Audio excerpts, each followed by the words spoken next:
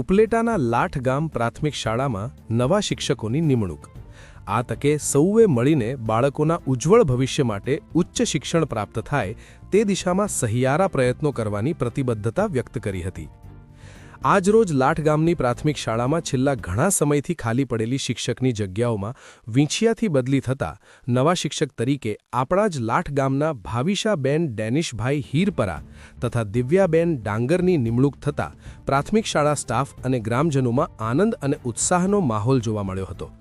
આ પ્રસંગે લાઠ ગામના યુવા સરપંચ પૃથ્વીરાજસિંહ ચુડાસમા, વાઇસ પ્રિન્સિપલ મધુબેન કરમૂર, નિવૃત્ત આચાર્ય રમણીકભાઈ મારવણિયા, સહકારી મંડળીના પ્રમુખ જોરુભા ચુડાસમા, ઉપપ્રમુખ ભરતભાઈ વાછાણી, મગનભાઈ વકીલ, રમેશભાઈ મકવાણા, જયંતિભાઈ મકવાણા, વજુભાઈ નાદપરા, જમનભાઈ આરદેશણા, મથુરભાઈ શેરઠિયા, ડેનિશભાઈ હીરપરા તેમજ લાઠ ગામની બહેનોની ઉપસ્થિતિમાં નવનિયુક્ત શિક્ષિકા બહેનોને બુકે આપી તથા મીઠું મોઢું કરાવી સન્માનિત કરવામાં આવ્યા હતા।